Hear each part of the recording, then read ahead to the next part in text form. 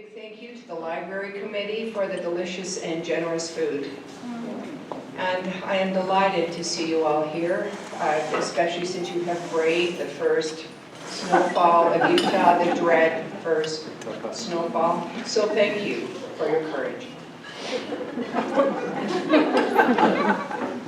Human desires can be contradictory. We like the idea of being unique. The only one of us. Isn't that a fabulous idea? While at the same time, we don't like being alone in the world. The only human like us. We need others to help us to know who we are and where we fit.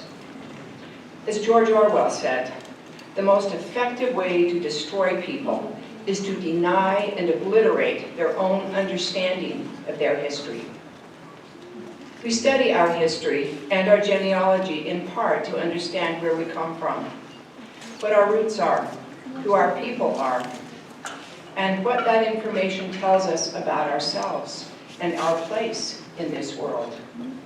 Establishing our connectedness is important to a healthy identity. As fundamentally social creatures, we humans live in relationship to others. When that history is denied or erased or otherwise taken from us, we struggle to know how to belong.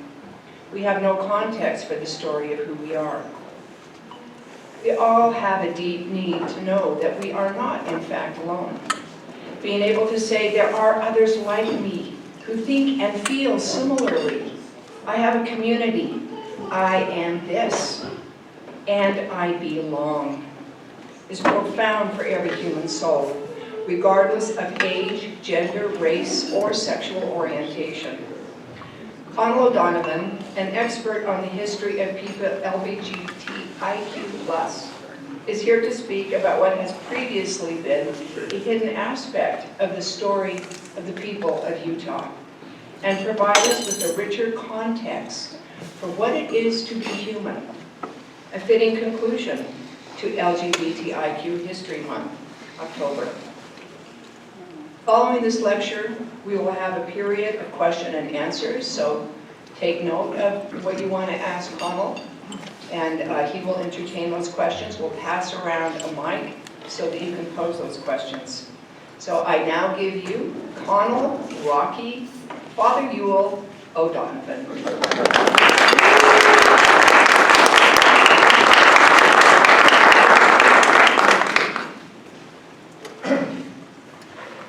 Thank you very much for being here. I'm nervous as all get out, but if I need someone to come and hold my hand, I'll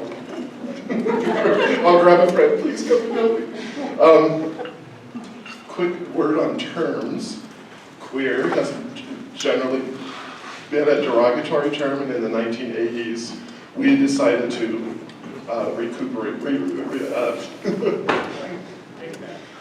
take back that word and embrace it as especially an umbrella term, because as you watch queer history, we started out gay in from the 1500s to the early 70s. We were just gay men, gay women. Then the lesbian was added because of feminism, and then we added bisexual, and then, and it's just been the alphabet soup.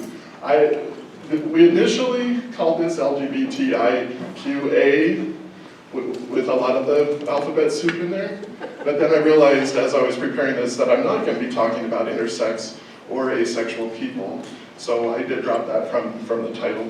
And this is only going to Stonewall, which happened in 1969, the riots in New York City.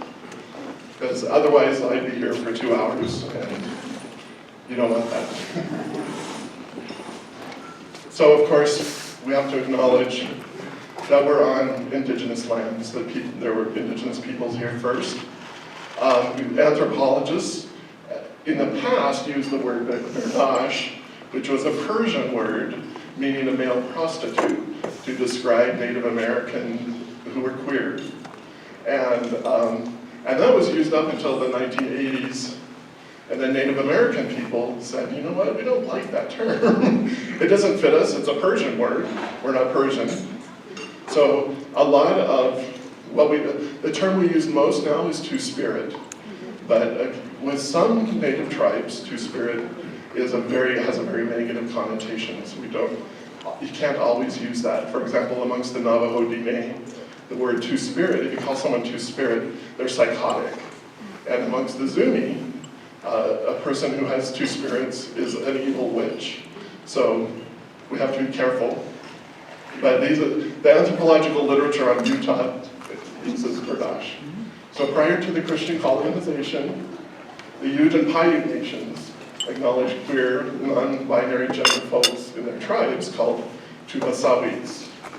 And although male-bodied, they could wear women's clothing or a combination of men's and women's clothing, and performed traditionally women's work such as basketry, pottery, weaving, seed gathering and roasting, etc.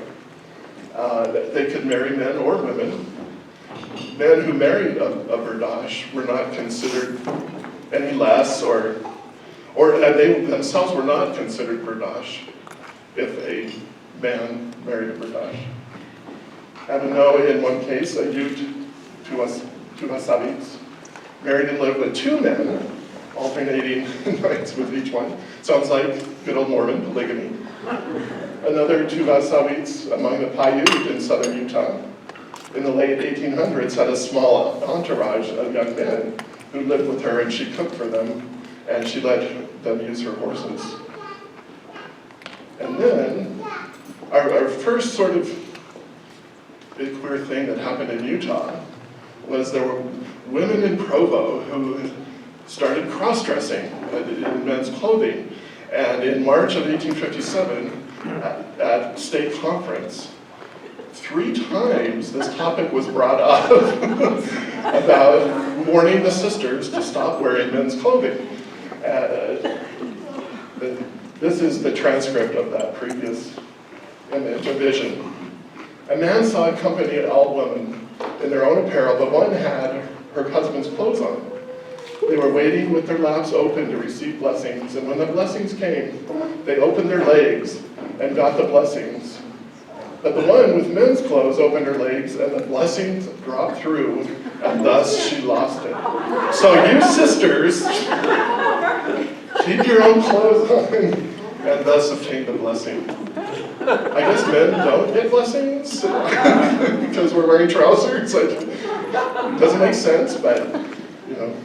So anyway, that's what happened there in '57. The first person I want to introduce you to is Evan Stevens, who was the director of the Mormon Tabernacle Choir from the 1880s to I think 1920, and he was the one who brought the choir into international prominence. It had been a very small parochial choir before that, but they went to the Chicago World's Fair and performed, beat everybody hands down, but the judges refused to give Mormons first place, so they were given the second place award, which caused another international furor and even brought them into more repute. So he's born in Wales, came across in 1867. The Children's Friend is a Mormon publication for children, and we'll learn more about who published the Children's Friend, because it was a lesbian couple. But in the Children's Friend, he published his very gay autobiography called The Last Flower, and beginning in 1917 or 1919. It was serious. And for example, he says that as a young teen, he became the pet of the ward choir. The men among whom he sat seemed to take a delight in loving him. Timidly and blushingly, he would be squeezed in between them, and kindly arms generally enfolded him, much as if he'd been a fair sweetheart of the big, brawny young men. Oh, how he loved these men, too timid to be demonstrative in return. He nevertheless enshrined in his inmost heart the forms, the bodies, and names of Toby, Jardine, Williams, Jones, and Ward. He and John J. Ward chummed it together in a small cabin in Willard for 3 years. Now, chum is a very old word referring to queer male relationships. It, since that time, has become pals. You know, chum means pal. But it originally comes from the word chambermaid, someone that you shared a bed with. And in the British Navy, men who slept together in their bunks were called chums, or they would chum it together. So he used that term, and they chummed together. And Ward was the first of his life companions with whom he shared his home life. And other life companions included this list of men here. And here's photos of Evan, and the boy on the left. So Evan, when he was a young boy, fell in love with men who were generally about 20 to 25, and he remained with that age level throughout his life. He was always attracted to men about that age. And he would mainly find these young men through the choir. They would come in, he would fall in love with them, they would end up living with him. So that's Noel Pratt there, and this is Sarah, his housekeeper, and we'll find out a little bit more about her in a moment. And then this is Wally Packham, who was his last boyfriend. He owned a cabin up at Brighton, and they would go up and pretend to be cowboys. So that's why he's dressed in these chaps, and they've got cowboy boots on, and I've got another photo of them where they've got their rifles, and they're very much, it's super cute. So this is Evan Stevens' temple apron, which I owned for several years. How I got it, I lived in the Avenues for many years with Leila Effington, who started singing in the choir in the early 30s. This was after Evan Stevens left his position as director. But he had a huge mansion on State Street in 13th South or 21st South that took up one whole city block. So he had a beautiful kind of British manor home, and then lakes and swans swimming in the lakes, and these super cute little British boats. And he would have these big parties for boys and then also for the choir. And they would come and go boating. And so Leila was invited to his parties in the 30s that he still had held for the choir. And Leila, all her life, loved gay men.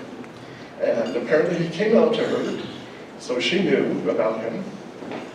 Then in the late 80s, when I was leaving Leila's house for the last time, because she was in her 90s, I couldn't take care of her. For the day I left, she handed me this. She said, "This is Evan Stevens' temple apron that he wore during the very first endowment ceremony in the newly dedicated Salt Lake Temple." And there was a little tag to it that said that, typewritten. And she said, "He was that way. And I know you're that way too." That was the only time we ever discussed that she knew that I was gay, but I was that way. And she said, "You need to have this. This is part of your heritage." So she gave them to me. A few years ago, I struggling with my Mormon baggage, etc. I did sell it because I needed the money. But anyway, so I no longer have his temple apron. So then we get to lesbians and polygamy, which is always fun. So women in the 1800s generally had two kinds of lesbian-esque relationships that are Boston marriages, which is when two women, for financial security and et cetera, would live together, oftentimes for decades. Were these sexual relationships? Sometimes not. It's difficult to tell. Then there were also fraternal marriages, which is where, when two women were in love with each other, for beards, we use the term beard as a person that you married to cover that your sexual orientation. For beards, they would marry brothers. That way they were sisters-in-law, so legally connected. And then they would make sure that the brothers would always move together so that the two women who were in love with each other could stay together. And then with Mormonism, we have polygamy. which provided a really safe environment for women loving women to engage with each other. And our greatest example is with Louis B. Felt, born Sarah Louise, but she preferred kind of the more butch term Louis. She came in 1866 and married Joseph H. Felt just 2 months after she arrived here. And he began to practice polygamy upon her encouragement. So what happens? She was the founding editor of the Children's Friend. So she puts her autobiography in the Children's Friend as well. And so here it was not long after the establishment of the second home that Louis fell in love with Lizzie Meniere, an accomplished and beautiful young lady who used to sing at ward entertainments. Louis suggested to her husband that she was willing to share his love and her home with Lizzie. And so they got married, and their plan was that the married life started over once more for the Felts, and renewed love and happiness came to the three instead of just two. So it makes really clear that there's still this ongoing relationship between the two women. And eventually, so she serially does this. She meets a woman, usually through her primary work, because she's the first general president of the primary, the Mormon Children's Organization. So that's her, Louis B. Felt. And these are her two counselors, both who are her lovers, that she welcomed into her home. And she'd fall in love with one of the women. They'd get married to her husband. And then once they started to have children, they got too busy to be in a relationship with her, so she'd find a new one and then invite her in. And then lastly was, the last one was May Anderson. And eventually May became her counselor in the primary. And these two women founded the Children's Friend in 1908, Primary Children's Hospital in 1911. They lived together for 40 years. This was published in the Children's Friend, and they're called the David and Jonathan of the General Board. And this refers to the scriptures from the 1st and 2nd Samuel about the immense love that David had for Jonathan, and that their love surpassed the love of women. This has traditionally been a text used by gay men and bisexual men to endorse male desire within a biblical environment. So that those who watched their devotion to each other declared that there were never more ardent lovers than these two. And strange to say, during this time of love feasting, Mary changed her name to May because it seemed more agreeable to both. May was of an independent nature, and she got work. One day, Brother Felt, who was working at ZCMI, received notice that the company wished him to take a 6-week business trip. Basically what happens is he asked May to move in while he's gone on his trip. May temporarily moved in, never left. Joseph Felt comes back, and he has to go live with the women in the other house where his other polygamous wives live. And so he never returns to that house. And May and Louis stay together in the house it's actually, it's the southeast corner of Capitol Hill, is where they lived. And now tattoo tells. So starting in the 1870s, we know, and lasting until about 1900, men who were arrested for either sodomy or male prostitution notably had the very same tattoo, a blue dot in the web of the left hand. You probably can't see it, but in honor of them, I have that blue dot. This is called a tell, meaning it would tell those who were in the know that you're queer. So, and you could close your hand and it's invisible, but if you're riding on the trolley car and some hottie sits next to you, you can make sure, you open up your hand, and if he responds, then you can go on a date.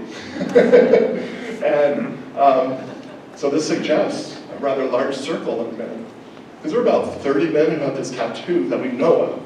So there must have been a lot of other men who had the tattoo that we don't know of, and then a lot of other men who knew what the tattoo meant. So this is sort of the inklings of a real sense of community. This is one of the police records for William D. Burton, who had been arrested for having sex with a man behind the Keystone Saloon, which was on Regent Street downtown. This is a later record, which also points out that he has since died. This is from October of 1892. But he has a small blue dot in India ink between the thumb and forefinger on his left hand. So that's the description that we would find in these arrest records of all these men. Other phrases that we would use is say, wink, wink, I'm gay, or musical. Oh, he's musical.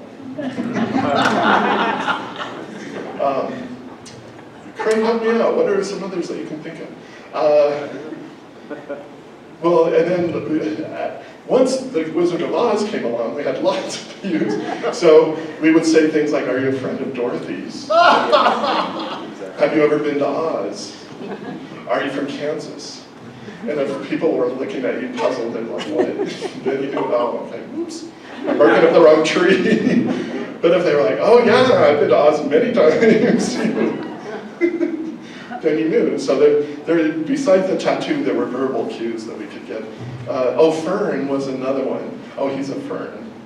Kind of a delicate plant. George Q. Cannon, who's a Mormon apostle, was the first person to publicly address homosexuality, but he calls it the crime against nature. It was in 1879, and he's talking about the horrors and evils of monogamy, which shortens a nation's existence.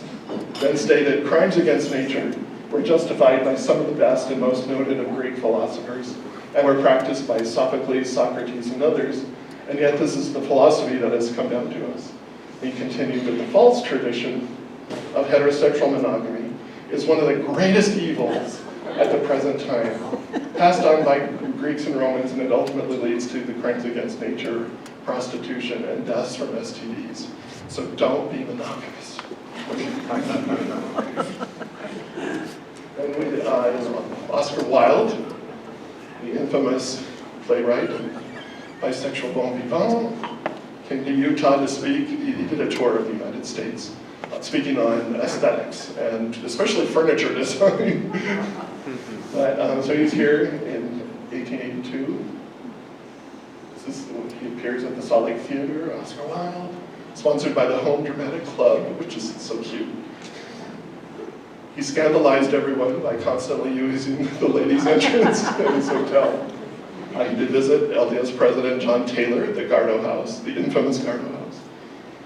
His bellhop was a huge fan and constantly wore a sunflower in his lapel in honor of the sunflower apostle, as he styled himself.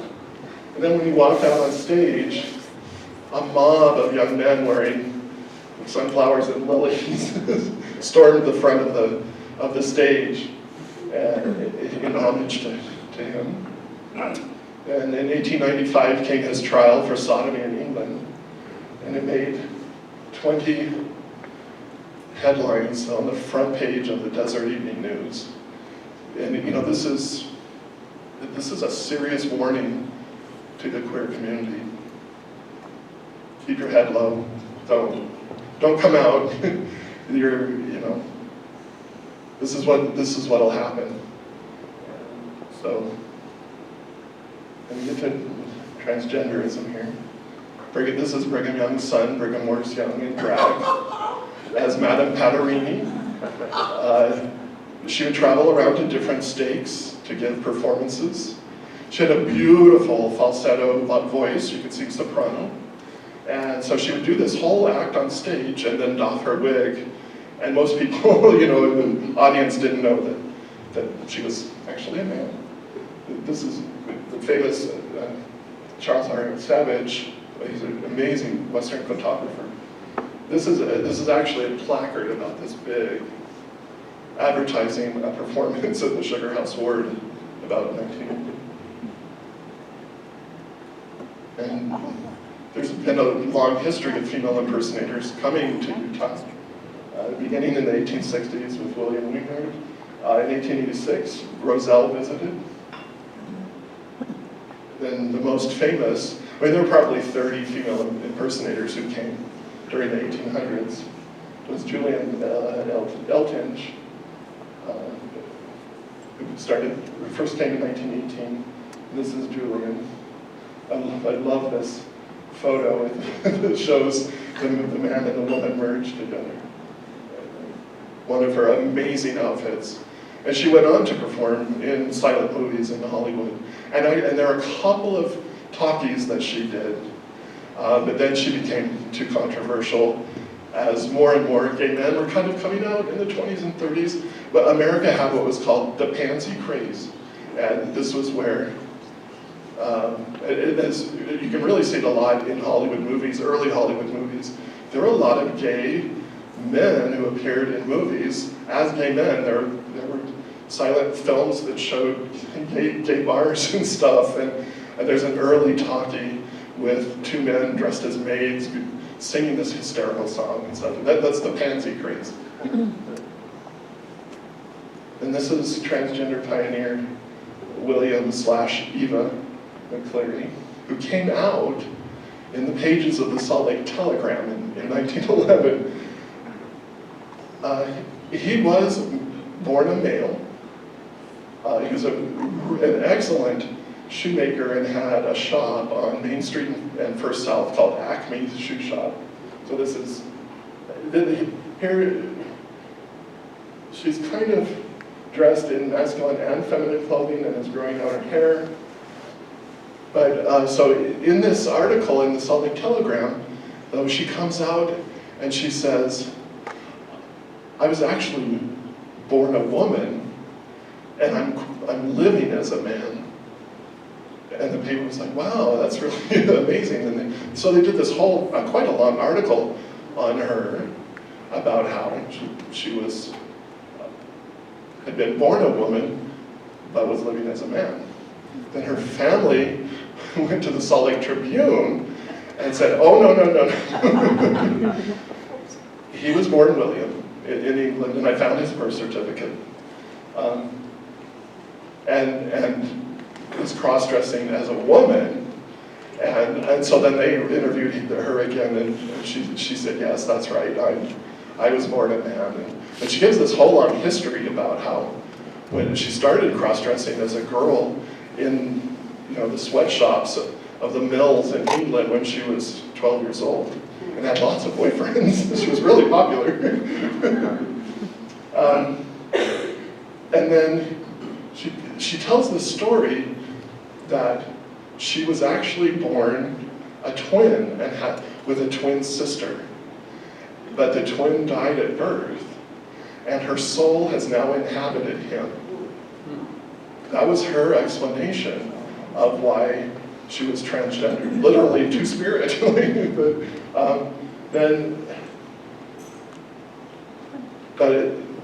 British birth records are really good. Like I said, I found his birth certificate. There is no twin sister.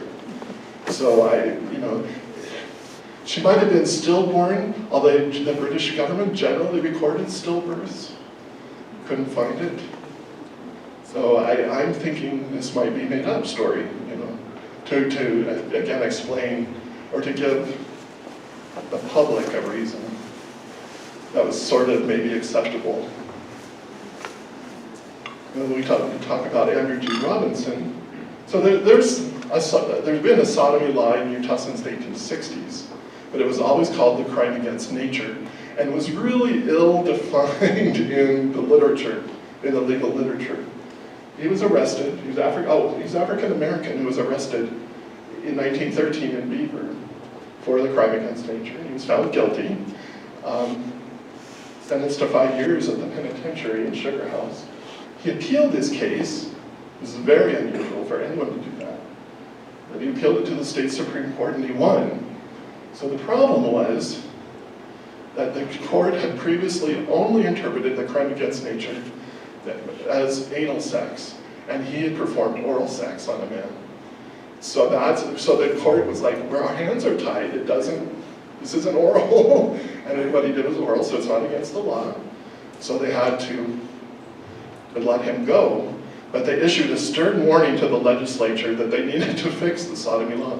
And so 2 years later, that did happen, and they dropped the usage of crime against nature and started calling it sodomy, and then they referred to both kinds of sex.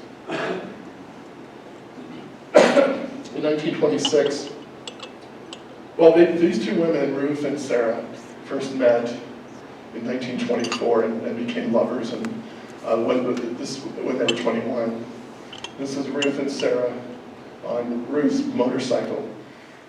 I just recently noticed the license plate number that says U26, Utah, 1926. And it's license plate number 8.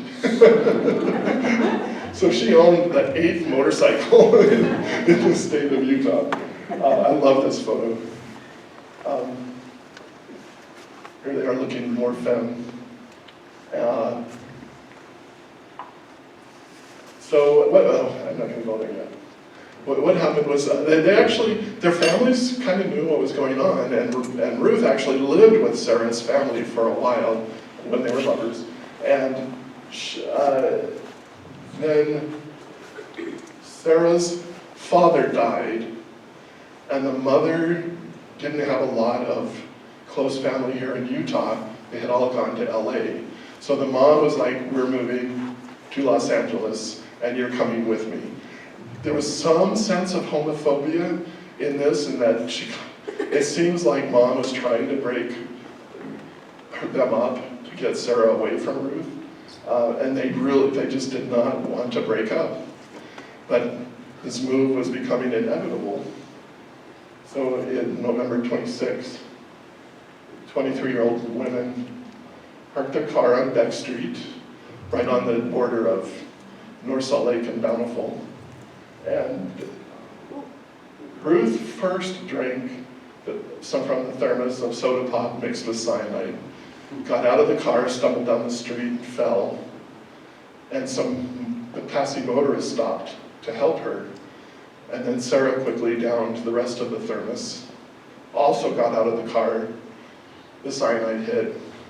So these poor tourists, or motorists, passing motorists, have to watch the horrible agony of these two women as they died from cyanide poisoning.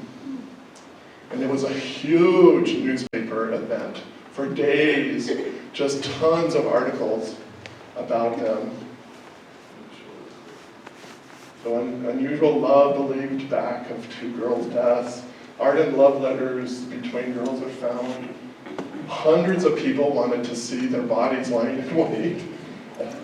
And initially, so this says murder and suicide, initially it was believed that Sarah did not know that there was cyanide in the soda pop thermos, and that Ruth had murdered her. So there was a murder investigation. But as all these love letters came out and everything, and they had 30 witnesses appeared at court to tell their stories, it became evident that no one was murdered. And the coroner eventually ruled that both actually had committed suicide. But so we have part of a love letter here. The whole love letter is published, well, several of them, but this is part of one that was published in the paper. And how I found this was that all of the early Utah papers are digitized and scanned and searchable. So I went, I wonder what the first time the word homosexuality was ever used in a Salt Lake paper, or a Utah paper. And this was it. This is how I found this whole thing. Because Professor Arthur Bealey, the sociology department, was quoted lengthily about the difference between homosexuality and bisexuality. Only back then the term actually for bisexual was heterosexual, because hetero means other sex. So anyway, it's really, it's odd how it originally was heterosexuality, and then heterosexuality became to mean straightness, and then bisexual meant both.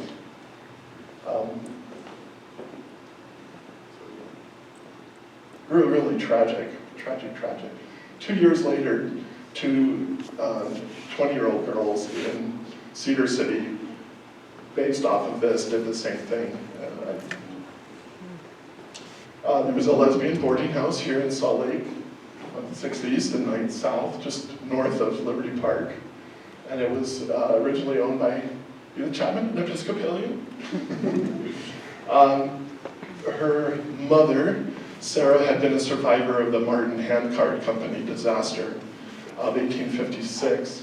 And out of bitterness from what had happened during that whole fiasco with the Mormon handcarts, but where, 200 plus people out of 600 died, freezing, and there were some instances of cannibalism. Her mother, in anger, left the LDS Church and converted to Episcopalianism. So when they died, then Edith opened her home to a series of other lesbians. I don't know that Carlene Monson was a lesbian or not, but she was their cook. And when Edith moved to Berkeley in 1935, Edith gave the house to Carlina. And Thomas S. Monson, her great-nephew, spoke about her very lovingly in a couple of conference talks. Her and her brother Elias, he loved them both, and so he referred to them in some talks. Edith's second lover was Mildred Berriman, who was also an Episcopalian, and we're going to learn more about her. Dorothy May Anderson, Grace Nickerson, Lucille Olson. When Mildred and Edith broke up, and Mildred hooked up with Lucille, and they were lovers for quite a while. This is Mildred Berriman, who came out in 1916 at Westminster College. She told one of her professors, her teachers, that she wanted to do a study of the lesbian community, a psychological study. And oh my gosh, it did not go over well. And she was living in the dorms at Westminster, and all the parents of the other girls in her dorm told the university, if you don't expel her, we're going to take our daughters out of Westminster. And so she was expelled, and so never finished college. But she went ahead and did her own study on her own. For several years, followed 24 lesbians and 9 gay men here in Salt Lake City. We don't know their names because all her case notes say, person A, or subject A, subject B's, and it goes, on like that. And you can kind of get some details about their lives, but she's pretty careful. I've only been able to identify 4 out of all these 33 people. She tried to publish her results in 1939 as the psychological phenomena of the homosexual. This Temple Bar College out of Seattle is actually just a diploma mill that she found an ad in a paper or in a magazine, and paid $25 and got her degree. And then finally, it was summarized in 1978 in the Science Journal.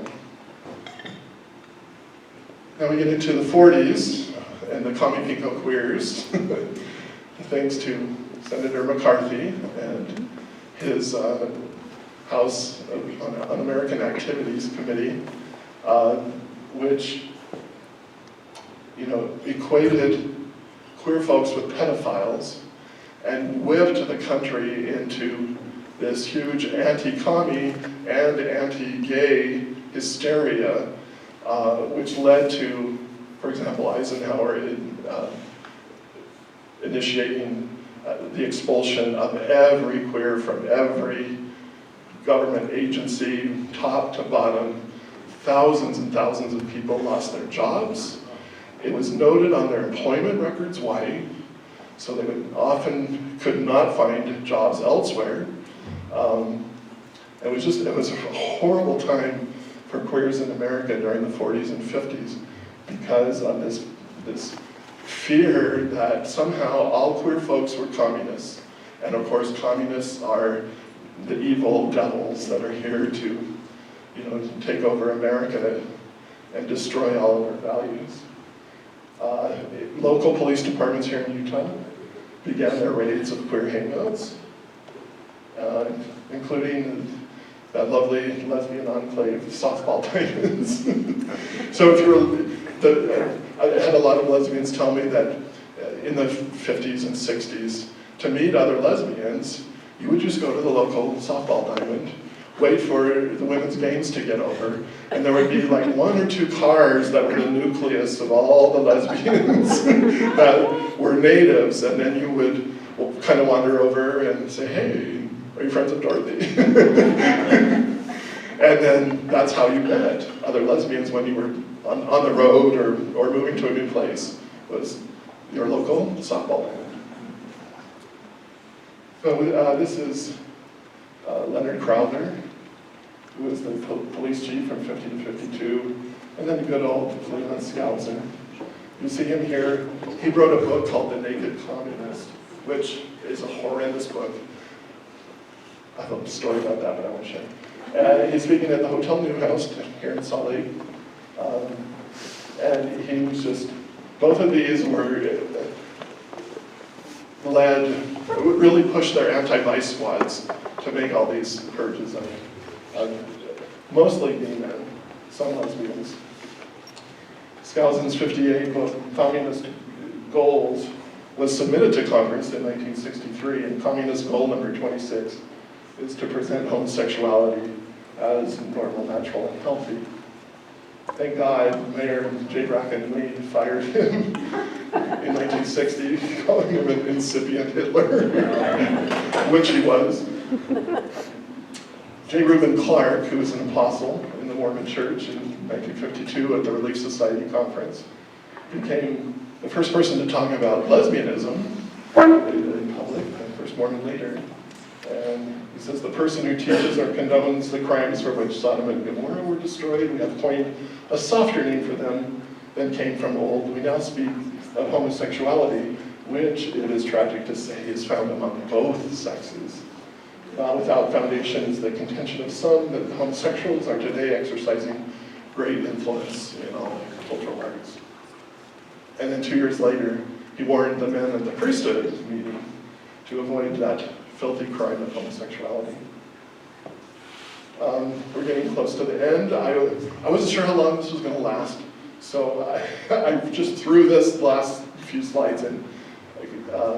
So there is a number of queer bars, mostly on State Street between First South and 300 South, including the Blue Max, the Beehive, the Twilight, Radio City Lounge. Now Twilight, there is still a bar called the Twilight. It used to be on State Street, and when it was on State Street, it was a lesbian bar. When it moved to its current location off of State Street, then a heterosexual crowd started attending, and it's still pretty hetero. And then we have the Tin Angel, which ran from 62 to 75, and they had these 4 men, Mr. Byron, Mr. Kevin, who were the Misfits, a drag troupe that would perform regularly on Wednesday through Saturday nights, twice a night. And the reason why they had to say Mr. Mark and Mr. Byron, Mr. Kevin, was because cross-dressing technically was still illegal in Utah. It was illegal for women to wear button-flight trousers until 1967, I think.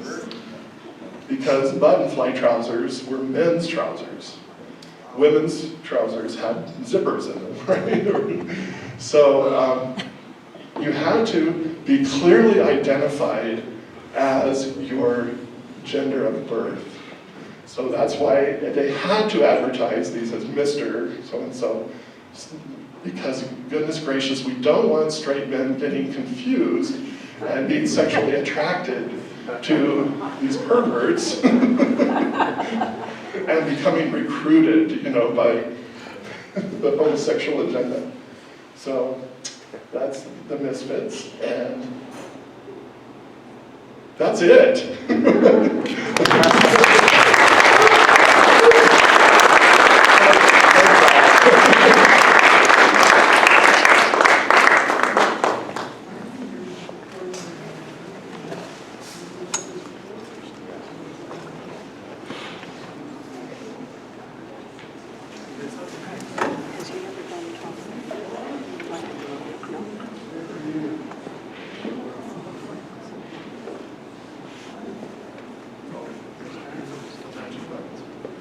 vote. That was marvelous. That was even better than I anticipated. Oh, good. Thank you so much, You're Connell. welcome. I'm sure you have comments or questions, so we'll pass the mic around so that you can ask them, and please use the mic so that everybody can hear your question. I am so delighted that you all came. This was an event definitely worth attending. We've also still got some food left, so you're welcome to stay for a few minutes afterwards and get to know each other and fill up. And Thank you again, Colin. If you dare ask the question, I dare answer it. Cuídate. I was curious, when you were talking about the Bardash, you only mentioned males. Is there a female equivalent? There, in the anthropological literature, I did find just one mention of women who lived as men, but there wasn't a term given. It was just one sentence, so I didn't include it. But in lots of other Native American tribes, there certainly were lots of women who lived as men or partially as men. And I can respond to that too. I wrote a paper on this myself about 48 years ago. There wasn't a lot of literature on it then, but I found what was available, and actually there was one very famous woman who was allowed by the tribe, she was recognized by the tribe to essentially transition to the role of a man, and she had two wives, and she supported them. So that's actually, it was actually an historical phenomenon. Anybody else? From the literature that you shared, there was a lot more information on women rather than men, and I was wondering if you can comment on that. Really, you think That's so? how I heard it anyways. Well, I've given a lot of lectures on the lesbian community in Utah over the years, so I'm drawing a lot on that.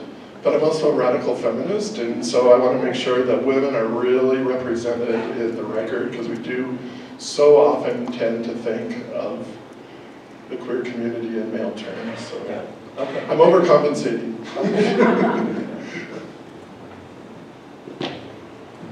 I know you're stopping at Stonewall, but I wonder if you could speak just for a minute about how we got a gay pride parade. How did we get one? It's a mystery, right? Can you illuminate that? I did it. It was me. Well, in '89, I became there used to be what was called, in the 80s and early 90s, there was called Gay and Lesbian Community Council of Utah, which we jokingly refer to as the Gay Senate. And that meant that every queer organization in town had 3 votes at community council. But if you were a private person, a private citizen, and not a member of one of the queer groups, you could purchase a membership for $10. And so you would have 1 vote for your $10 a year.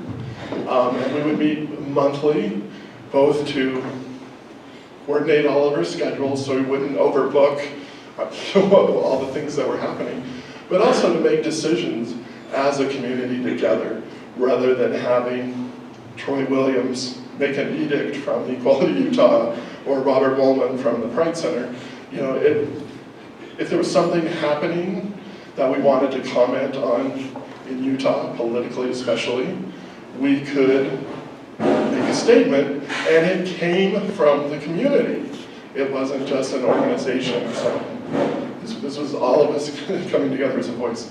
So I was the chair of the Public Education Committee.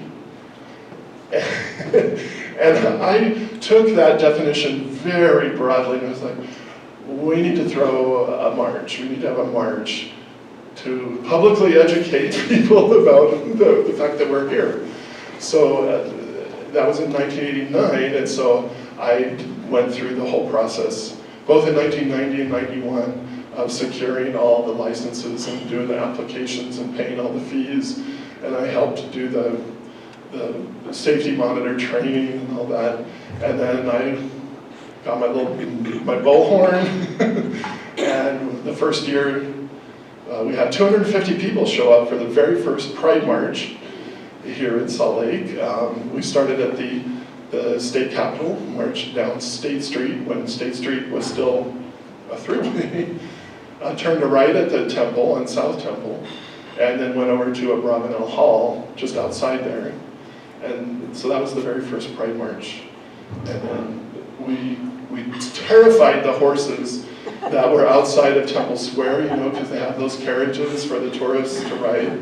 And so we're chanting and screaming with their, you know, with their banners and our flags, and the horses were terrified. And the police had totally approved of our our route and everything, and they came to me and they said, you know what, you can't do this again next year. You need to avoid the horses. So that the second year we went from the Capitol to the City County building. That's the first time any Pride event was held at the City County building, and it's stayed there since then. So. And how big was the most recent one? 50,000? Were there 50,000 people at the? I think there must have been, but that's just amazing. From 250 the first year, 500 people the second year. I'm so proud of how much it's grown. Donovan, oh. Well, I just had a question, or if you could comment on, clearly in so many church-related documents, it's written and published that homosexuality has existed in Utah for centuries almost. Yeah. How has this not continued to arise in the church as we see it today and actually promote, or is it rising more these days to promote acceptance and inclusion of LGBTQ plus people? In which church? The Mormon church, just here. You said the church. You know what, I'm going to say no comment. I'm really angry right now. Things aren't going well with Mormonism. I'm a survivor of conversion therapy. Their recent statement opposing banning conversion therapy is really upsetting. And I'm going to start to cry if I start talking about it further. They want to think it's getting better. It's not.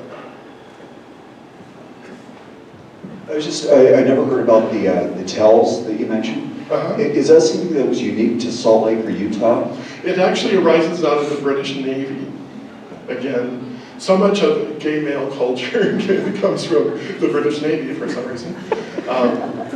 So yeah, they would have, the sailors would do that so they could... So this wasn't the authorities were doing this. This was... the impression I got there was... It's a grassroots movement. I see, okay. Yeah.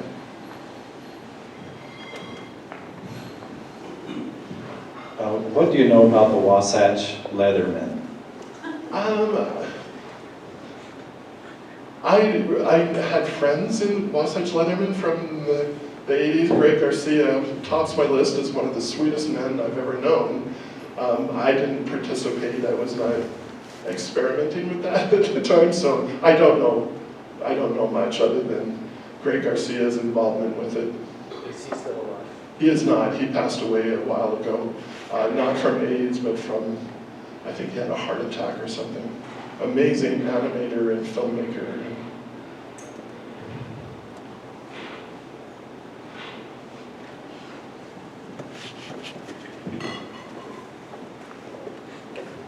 I'm really fascinated by the stories that were published in The Friend, or the Children's Friend. And I'm wondering if you can comment on the historical, if you have any idea how those stories were received at the time. Because people would obviously be horrified and hide their kids and hide their wives. Today, if that came around, right? Oh, right. Back at the time. Yeah. Was that something that was just, was there grace? There was some, it's hard to,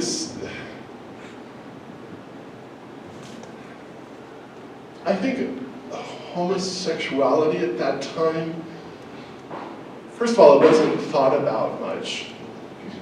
And it wasn't all that controversial. You know, everybody had that bachelor uncle or that maiden aunt who lived with her best friend for 40 years, you know, down in the ward. And pretty much everybody just kind of left everybody alone.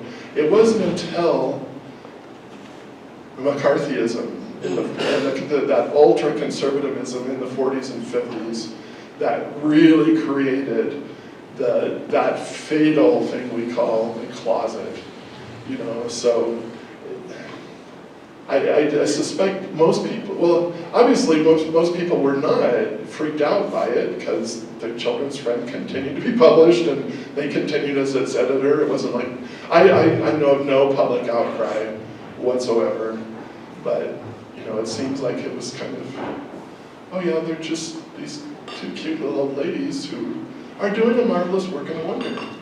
So, yeah. A good story today. It tells me, though, that we as a people are in total denial of the biggest drive we have, sex. Mm-hmm. And it's denial. And I've never understood that. I like girls. I can't help it. It's okay, you're safe here. The story, the ancient Greeks understood sex, and the story of how did they separate the men from the boys? With crowbars. Athenian sexuality is so fascinating, you know. Sex with women was for procreation and political, etc., etc. Sex for love in Athens was with men, and young men especially. That was the ideal, but we know that actually wasn't the case. Hi, my name is Alexander, the not so great. I like your fur. Thank you. It's a raccoon. I have a coon. Anyway, I came in late, and first of all, I want to tell you how impressed I am with you and how entertaining, and I do apologize for having humor about this, but it's beyond unbelievable what you've researched. My question is, since I was late, I wondered if there's been anything published to your knowledge, or if you made mention earlier, before I came in, of anyone famous that was involved with the Mormon Church that got excommunicated because they got caught with their pants down. Has there been anything published? Yes. Well, so Michael Quinn, who was a BYU history professor, he published a book called Same-Sex Desire, a 19th Century Mormon Example. And in that he talks, there are several early church leaders and or family members of church leaders who were excommunicated for homosexuality. But probably the most famous or infamous one was the Joseph, we call him Joseph Fielding Smith III, but there were actually 4 men with that name, the third. Yeah, he was patriarch to the church in the early 1940s and bisexual. And he hooked up with his neighbor, Byron Dow Browning, of the Browning ammunitions and rifle factory, and who had just gotten out of the Navy during World War II. And they were lovers for a while, and he got caught. Well, but Byron started feeling guilty, and he confessed his sins to his bishop. So they had, it was a huge scandal with George Albert Smith, president of the church, meeting with them, and meetings with the apostles. And they did not excommunicate him at the time, Joseph F. Smith, but they exiled him to Hawaii. And it's like, I'm gay, send me to Hawaii, please. He'd been on his mission there. So and he was never allowed to return to Utah, except for I think his daughter had a wedding or something. Decades later, and while he was here, he died. But that was the only time he was allowed back into Utah. Thank you. You're welcome. Any more questions?